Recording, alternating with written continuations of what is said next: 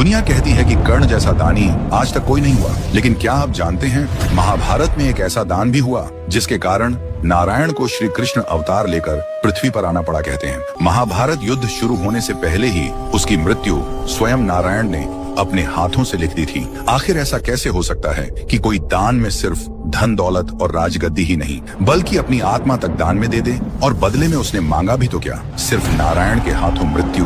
यह कथा महाभारत के किसी अध्याय से शुरू नहीं होती बल्कि उस समय से होती है जब न कोई पुरुष था न कोई स्त्री। तब ब्रह्मा जी ने अपने योग बल से सप्तर्षियों को बनाया। उनमें से एक थे महातपस्वी आर्षि वशिष्ठ, जिनके पास थी समुद्र मंथन से निकली कामधेनु गाय की बेटी नंदिनी, जो हर इच्छा पूरी करती थी। यहीं से शुरू हुई सनातन धर्म की दो ऐसी कथाएं जिनके बिना न श्री राम जन्म ले पाते और न कभी महाभारत जैसा महाप्रलय युद्ध होता। क्योंकि नंदिनी का तेज इतना प्रबल था, सभी देवता उन्हें प्राप्त करना चाहते थे, लेकिन सफल केवल दो ही हुए।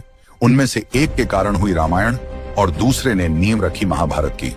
राजा कौशिक ने नंदिनी को चुराने की बहुत कोशिश की, लेकिन उनके सारे अस्त्र शस्त्र ब्रह्मर्षि वशिष्ठ के सामने विफल हो गए। यहीं से शुरुआत होती है। श्री राम और लक्ष्मण के गुरु की कौशिक ने एकांत जंगल में तब तक तप किया जब तक स्वयं ब्रह्मा जी ने उन्हें ब्रह्मर्षि की उपाधि नहीं दी। उसी क्षण से राजा कौशिक विश्वामित्र के नाम से संपूर्ण संसार में विख्यात हो गए। ब्रह्मर्षि बनने के बाद विश्वामित्र ने नंदिनी का मुंह छोड़कर उन्होंने श्री राम को अस्त्र शस्त्र के ज्ञान के साथ युद्ध कौशल भी सिखाया। लेकिन आज की कहानी रामायण की नहीं, महाभारत की है। विश्वामित्र ने तो नंदिनी का मोह त्याग दिया था, लेकिन 8 देवताओं ने नंदिनी को चुराने का वह घोर पाप कर दिया। जब महर्षि वशिष्ठ को पता चला तो उन्होंने उन 8 देवताओं को श्राप दिया कि तुम्हें मनुष्य योनि में जन्म लेना होगा। फिर आया महाभारत काल और माँ गंगा ने पृथ्वी के एक महान राजा से विवाह किया। गंगा माँ ने उन 8 श्रापित देवताओं को जन्म दिया और श्राप से मुक्त करने के हेतु उन्हें मोक्ष प्रदान किया। लेकिन जब वे अपने आखिरी पुत्र को अपने ही जल में पवित्र करने वाली थी, महाराज शांतनु ने